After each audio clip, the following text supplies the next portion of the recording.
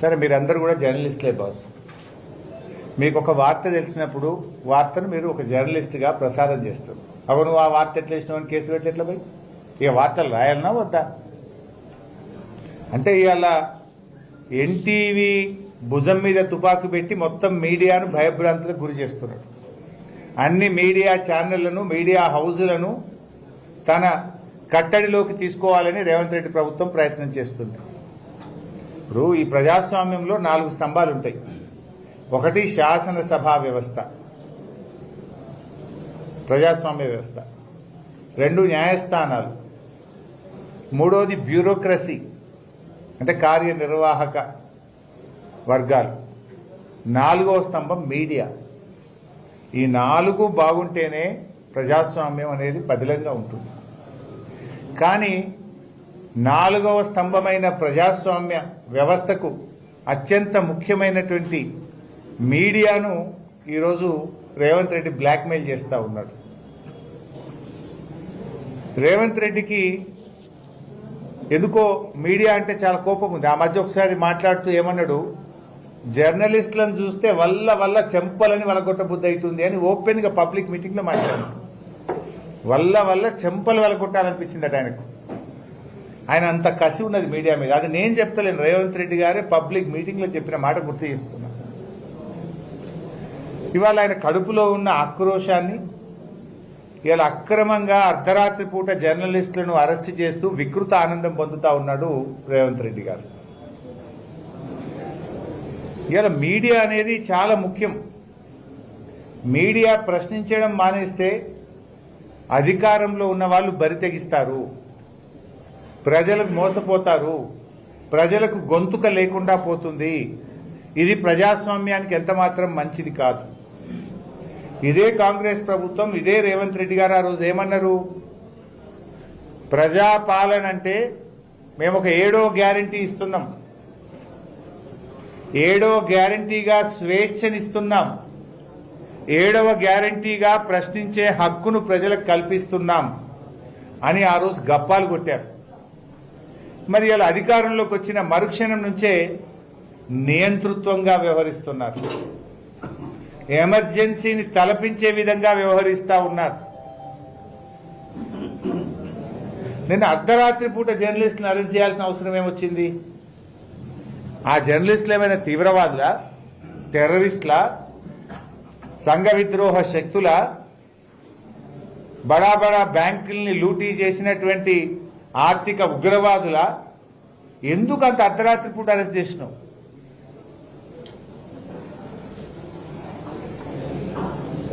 వాళ్ళు నోటీస్ ఇవ్వచ్చు, పిలవచ్చు కదా.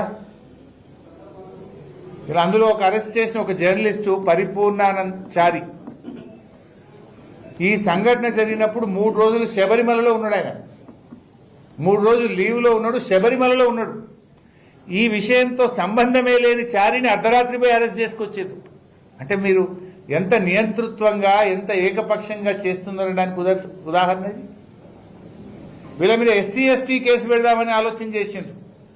అరెస్టు చేసిన జర్నలిస్టులో సుధీర్ ఒక దళిత బిడ్డ.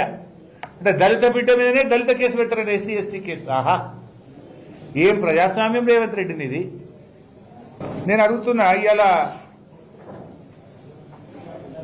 ఆ సజ్జనారు కాంగ్రెస్ కండువా కప్పుకో రాదాను, ఏం మాట్లాడుతున్నావు? మీ డీజీపీ నువ్వు, మీరు మీ కాకి బుక్ ఏం చెప్తున్నది? మేము చట్టాన్ని అమలు చేస్తున్నాం. మరి ఆనాడు కేటీఆర్ గారి మీద అడ్డగోలుగా మంత్రి సురేఖ మాట్లాడినాడు, నీ చట్టం ఏమైంది? ఆ రోజు కూడా బాధపడ్డది ఒక మహిళనే కదా. ఆ రోజు అడ్డమైన ఆరోపణలు చేస్తే మీరు కేసులు పెట్టకపోతే, మీ ప్రభుత్వం చర్యలు తీసుకోకపోతే కేటీఆర్ గారు ఆవిడ మీద సూట్ ఫైల్ చేసినారు. సురేఖ గారి మీద కేటీఆర్ గారు కేసు వేసినారు. ఏం కేసు అంటే మన డిఫమేషన్ సూట్ వేశారు కేటీఆర్ గారు. మరి ఆ రోజు మీ కేసు ఎందుకు పెట్టలే? ఆ రోజు నీ చట్టం నిద్రపోయిందా సజ్జనార్? ఆ రోజు కాకి బుక్ పనిచేయలేదా సజ్జనార్? ఇవాళ ఒక మహిళ మీద అయిందని తెగ బాధపడుతున్నాం. మరి ఆ రోజు కూడా ఒక మహిళనే కదా. ఒక మంచి నాయకుడు, ఈ రాష్ట్రానికి పేరు తెచ్చిన నాయకుడు కేటీఆర్ గారి మీద అడ్డగోలుగా మాట్లాడితే మరి ఆ రోజు నీ చట్టం ఏం చేసింది? చట్టం చుట్టమైంది ఆ రోజు? ఈ రోజు ఎందుకు ఇంత అర్ధరాత్రి పూట చేస్తున్నారు?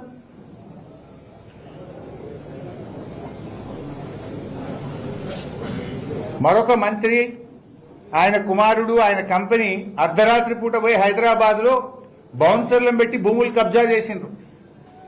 మరి ఆ రోజు నుంచి ఈ రోజు వరకు ఆ మంత్రి గారి కుమారుణ్ణి కానీ ఆ మంత్రి గారి కంపెనీ రాఘవ కన్స్ట్రక్షన్ లో ఒక్కరిని కూడా ఎందుకు అరెస్ట్ చేయలేదు? దాని మీద ఎందుకో సిట్ అయ్యారు? పట్టబగలు ఒక పేదవాడు సామాన్య ప్రజల భూమిని కబ్జా చేస్తే, కోట్ల రూపాయల భూమిని హైదరాబాద్ నడిబొడ్డున కబ్జా చేస్తే ఆ రోజు చట్టం ఏం చేసింది? దాని మీద ఎందుకు సిట్ అయ్యారు? దాని మీద ఈ రోజు వరకు ఎందుకు అరెస్ట్ చేయరు? అర్ధరాత్రి పోయి పట్టుకురావచ్చు కదా మరి వాళ్ళు. కానీ అక్కడేం చేసిండ్రు? పాపం నిజాయితీగా వ్యవహరించిన ఒక సిఐ గారిని బదిలీ చేసింది 24 గంటల్లో. ఆయన పేరు ఉండే ఆ సిఐ గారిని బదిలీ చేసిండ్రు. అక్కడనేమో చట్టం పనిచేస్తలేదు. సజ్జనార్కు డీజీపీకి చట్టం కనబడతలేదు. మంత్రి గారి కంపెనీ పోయి బౌన్సర్లను పెట్టి భూమిని కబ్జా చేస్తే చట్టం నిద్రపోతుంది ఆ రోజు. అక్కడ అర్ధరాత్రి అరెస్టులు ఉన్నాయి. పాపం నిజాయితీగా వివరించిన సిఐనేమో ట్రాన్స్ఫర్ చేస్తారు, ఆయనకు బహుమానం ఇస్తారు బదిలీ చేసి.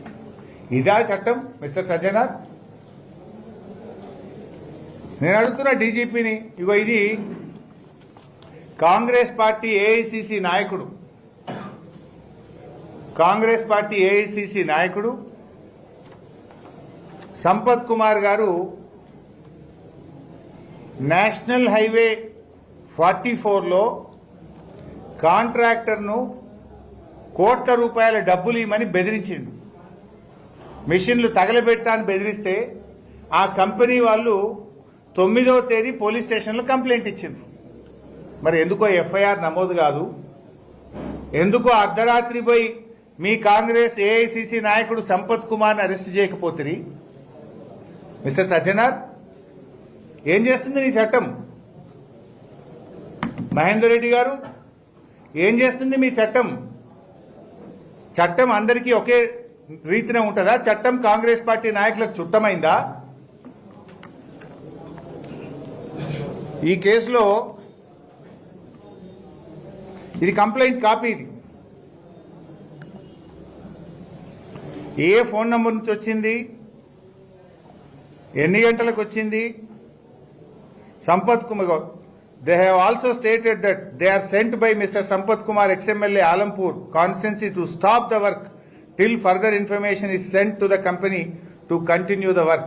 They have also advised the staff to inform the company's management to settle the issue by paying the ransom amount and demanded at an early date for peaceful execution of the work. Subsequently, in the evening at about 5 p.m., where excavation activities for RE wall portion was in progress by the other site staff, where they are not aware of this incidents occurred in the morning, the same persons again went to these spots, namely Boravelli and RTA checkpost in the same vehicle bearing number TS33E6768 and threatened the site engineers and bet the excavator operators. Photographers of car and the photo of persons who bet our staff are herewith enclosed as an evidence. ఎవడైతే మా ఉద్యోగుల్ని కొట్టినరో, ఏ కార్లు అయితే వచ్చినరో, ఫోటోలు, car నంబర్లు అన్ని కూడా ఈ కంప్లైంట్తో జత చేస్తున్నాము. మమ్మల్ని కాంట్రాక్ట్ చేసే వాళ్ళను డబ్బులు ఇవ్వండి, కోట్లాది రూపాయలు లంచం ఇవ్వండి అని మమ్మల్ని కొట్టినరు, బెదిరించిండ్రు, డబ్బులు ఇవ్వమని మమ్మల్ని ఇబ్బంది పెడుతున్నారు అని కాంగ్రెస్ పార్టీ మాజీ ఎమ్మెల్యే ఏఐసిసి నాయకులు సంపత్ కుమార్ గారి మీద ఇది కంప్లైంట్. 9వ తారీఖు. ఇవాళ ఎంత డేటు? 14వ తారీఖు. 4 రోజులైనా ఇక్కడ ఎందుకు అరెస్ట్ చేయరు? 4 రోజులైనా ఇక్కడ ఎందుకు అరెస్ట్ చేయరు? ఒక సామాన్య జర్నలిస్ట్ ఒక వార్త ప్రసారం చేస్తే ఇంటికి పోయి తలుపులు పగలగొట్టి రాత్రి 12 గంటలకు పట్టుకొస్తారు. ఇక్కడ దెబ్బలు కొట్టి సిబ్బంది మీద దాడి చేసి డబ్బులు ఇవ్వండి అని భయభ్రాంతులకు గురి చేస్తే, బెదిరిస్తే, కంప్లైంట్ ఇస్తే 4 రోజులైనా అరెస్ట్ చేయరా? 4 రోజులైనా ఎఫ్ఐఆర్ నమోదు కాదా? అంటే చట్టం చుట్టమైందా కాంగ్రెస్ నాయకులకు? అంతెందుకు బైసాబ్, నా మీద సిద్దిపేటలో కాంగ్రెస్ నాయకుడు అడ్డగోలు బూతులు మాట్లాడండి. మా జడ్పీ మాజీ వైస్ చైర్మన్ రాగుల సారయ్య గారు వెళ్లి సిద్దిపేట పోలీస్ కమిషనర్కు డైరెక్ట్ గా కంప్లైంట్ ఇచ్చారు. ఈ రోజుకు కేసు నమోదు కాదు. మరి అక్కడ కూడా మా వ్యక్తిగత హననం జరిగింది. వ్యక్తిగతంగా అనరాని మాటలు మా మీద మాట్లాడినరు. మరి అక్కడ కూడా అరెస్ట్ చేయాలి కదా. నేను ఒక ప్రజాప్రతినిధి, బాధ్యతాయుతమైన పదవిలో ఉన్నా. నా మీద అడ్డగోలు మాటలు మాట్లాడితే రాజగోపాల్పేట పోలీస్ స్టేషన్లో ఇచ్చారు. కమిషనర్ ఆఫ్ పోలీస్ సిద్దిపేటకు కంప్లైంట్ ఇచ్చారు. ఈ రోజు వరకు ఎఫ్ఐఆర్ నమోదు కాదు, ఈ రోజు వరకు అరెస్ట్ కాదు. అంటే ప్రతిపక్ష పార్టీలైనా ప్రశ్నించే వాళ్లను, జర్నలిస్టులను మాత్రం తలుపులు పగలగొట్టి అర్ధరాత్రి అరెస్ట్ చేస్తారు. దీనికి సజ్జనార్ గారు చట్టం తన పని తాను చేసుకపోతుంది. సపరేట్ కాంగ్రెస్ కండువా వేసుకోండి, నిజాయితీగా మెదలండి, లేదా కాంగ్రెస్ కండువా వేసుకోండి. What is this? ఇంకో బాధ కలిగేది ఏంటంటే రేవంత్ రెడ్డి గారికి ఈ మిడ్ నైట్ అరాచకవాది నిద్రలేస్తాడు. రేవంత్ రెడ్డిలో కోర్టు సెలవులు ఉన్నప్పుడేమో హైడ్రా కూల్చివేతలు. కోర్టు ఇవాళ శనివారం అనగానే పొద్దుగాల జేసీబీ వస్తుంది కూలగొట్టడానికి. అర్ధరాత్రి సమయంలో జనాల మీదకి పోలీసులు. హోంశాఖ తన దగ్గరనే పెట్టుకొని ముఖ్యమంత్రిగా, హోంశాఖ మంత్రిగా ఇవాళ పోలీసులను ప్రైవేట్ సైన్యంగా రేవంత్ రెడ్డి గారు మార్చుకుంటున్నారు. ప్రశ్నించిన పాపానికి బీఆర్ఎస్ నాయకులను, సోషల్ మీడియా వారియర్ల ఇండ్ల మీదికి అర్ధరాత్రి పోలీసులను ఉసిగొల్పుతా ఉన్నారు. అల్లు అర్జున్ ఇంటి మీదికి కూడా పోలీసులను పంపి అరెస్ట్ చేయించారు. సహచర మంత్రి కొండా సురేఖ గారి ఇంటికి కూడా అర్ధరాత్రి పోలీసులు పోయిండ్రు. మీకు గుర్తుందా? సహచర మంత్రి కొండా సురేఖ ఇంటికి కూడా అర్ధరాత్రి రేవంత్ రెడ్డి పోలీసులను పంపిండు. రాత్రి 12 గంటలకు కొండా సురేఖ గారి బిడ్డ బయటకు వచ్చి మీడియాతో మాట్లాడాల్సిన పరిస్థితి ఏర్పడ్డది. మహిళా జర్నలిస్టులను చూడకుండా రేవతి, తన్వి యాదవ్లను కూడా రాత్రి 12 తర్వాత అరెస్ట్ చేసిండ్రు. నిజమైన నేరగాళ్లను వదిలేసి కేవలం రాజకీయ కక్ష సాధింపు కోసం ప్రతిపక్షం మీద, ప్రశ్నించే గొంతుల మీద రేవంత్ రెడ్డి గారు పోలీసులను ఉసుగొల్పుతా ఉన్నారు. దర్జాగా పట్టబదలు నేషనల్ హైవే కాంట్రాక్టర్ను బెదిరించి డబ్బులు ఇవ్వమని దెబ్బలు కొడుతుంటే గల్లా పట్టుకుని కొడితే కేసులు ఉండవు, అరెస్టులు ఉండవు. పట్టబగలు హైదరాబాద్ నడిబొడ్డున రాఘవ కంపెనీ భూ కబ్జాలు చేస్తే కేసులు ఉండవు, సిట్టులు ఉండవు, అరెస్టులు ఉండవు. హైదరాబాద్ నడిబొడ్డున గన్ను పెట్టి పారిశ్రామికవేత్తల వద్ద అక్రమంగా వసూళ్లు చేస్తే కేసులు ఉండవు, సిట్లు ఉండవు. నేను చెప్పలే కదా, కేబినెట్ మంత్రి సురేఖ గారి బిడ్డనే చెప్పింది. రేవంత్ రెడ్డికి అత్యంత సన్నిహితుడు రోహిన్ రెడ్డి పారిశ్రామికవేత్తకు ఘనత మీద తుపాకీ పెట్టి డబ్బులు వసూలు చేసిండు అని నేను చెప్పినా? కొండా సురేఖ గారి బిడ్డ చెప్పింది. దాని మీద ఎందుకు సిట్ అయ్యవు? మరి దాని మీద కూడా సిట్టేసి తుపాకీ తెచ్చినోడేవాడు, తుపాకీ పెట్టినోడేవాడు, ఎక్కడ జరిగింది, ఎవరి దగ్గర వసూలు చేసిండ్రు, ఎంత వసూలు చేసిండ్రో సిట్ అయ్యాలన్నా వద్దా? మరి దాని మీద ఎందుకు సిట్ అయ్యకపోతే రేవంత్ రెడ్డి? అంటే నువ్వు సెలెక్టివ్గా వేస్తావా సిట్టు? ప్రతిపక్షాల మీదనో ప్రశ్నించే గొంతుల మీద మాత్రమే సిట్ వేస్తావా? హైదరాబాద్ బ్రాండ్ ఇమేజ్ దెబ్బతీసి రాష్ట్ర పరువు తీసే విధంగా నీ ఇంటి ముంగటనే గెస్ట్ హౌస్ లో, ముఖ్యమంత్రి ఇంటి ముందు గెస్ట్ హౌస్ లో గన్ పాయింట్ పెట్టి పారిశ్రామికవేత్త దగ్గర పైసలు వసూలు చేస్తే సిట్ అయ్యవు. నీ ఇంటికి కూతవేటు దూరంలో హైదరాబాద్ నడుబొడ్డున నీ మంత్రి గారి కంపెనీ భూ కబ్జా చేస్తే దాని మీద సిట్ అయ్యవు.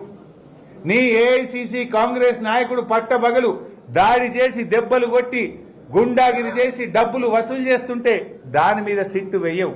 ఎవరి మీద సిట్టు? ఈ జర్నలిస్టుల అక్రమ అరెస్టులను తీవ్రంగా ఖండిస్తా ఉన్నాం. వారి మీద ఎస్సీ ఎస్టీ కేసులు పెట్టుడో, అన్యాయంగా అక్రమంగా ఆ జర్నలిస్టులను ఇబ్బంది పెడితే తప్పకుండా బీఆర్ఎస్ పార్టీ వారికి మద్దతుగా ఉంటుంది. అది ఎవరైనా సరే, ఇవాళ ఒకరికి జరగచ్చు, రేపు ఇంకొకరికి జరుగుతుంది. అంటే మొత్తం మీడియాను తన చెప్పు చేతుల్లో ఉంచుకునే విధంగా, మీడియాను భయపెట్టే విధంగా ఇలా రేవంత్ రెడ్డి గారు వ్యవహరిస్తా ఉన్నారు. దీన్ని బీఆర్ఎస్ పార్టీ తీవ్రంగా ఖండిస్తుంది. రాష్ట్రంలోని అన్ని జర్నలిస్ట్ సంఘాలు కూడా ఈరోజు ఖండించాయి. అన్ని జర్నలిస్ట్ సంఘాలు కూడా బేషరతుగా ఆ జర్నలిస్టులను విడుదల చేయాలని చెప్పి డిమాండ్ చేశాయి. లేదంటే రేపు రాష్ట్ర వ్యాప్తంగా పండుగ పూట కూడా ధర్నాలు చేస్తామని జర్నలిస్ట్ సంఘాలు ఇప్పటికే డిక్లేర్ చేసినాయి. ఆ జర్నలిస్ట్ సంఘాల పోరాటానికి వారి ఏ కార్యక్రమం తీసుకున్నా బీఆర్ఎస్ పార్టీ సంపూర్ణమైన మద్దతునిస్తుంది. ఆ జర్నలిస్టులకు అండగా నిలబడుతుంది. ప్రజాస్వామ్యంలో మీడియా 4వ స్తంభం. మీడియా తప్పకుండా ప్రశ్నించే హక్కు ఉంటుంది. అసలు చరిత్రలో ఎప్పుడు కూడా ఒక మీడియా హౌస్కు వెళ్ళి పోలీసులు మీడియా హౌస్కు వెళ్ళి సీజ్ చేయడము, కంప్యూటర్లు ఎత్తుకుపోవడం ఎప్పుడు జరగలే. ఫస్ట్ టైం జరుగుతుంది. ప్రశ్నించే హక్కు 7వ గ్యారంటీ ఇస్తున్నాం, ప్రజాస్వామ్య హక్కులు కల్పిస్తామంటే ఇదేనా? మేము మళ్ళీ కోరుతా ఉన్నాం, పంతాలకు పట్టింపులకు పోకండి, పగ ప్రతీకారం పక్కన పెట్టండి, న్యాయబద్ధంగా వ్యవహరించండి, అరెస్టు చేసిన జర్నలిస్టులను బేషరతుగా విడుదల చేయండి, అక్రమ కేసులు నమోదు చేయకండి. ఒకవేళ ఈ అక్రమ కేసులు నమోదు చేసి వాళ్ళని ఇబ్బంది పెడితే జర్నలిస్టుల సంఘాలు చేసే పోరాటానికి బీఆర్ఎస్ పార్టీ అండగుంటుంది.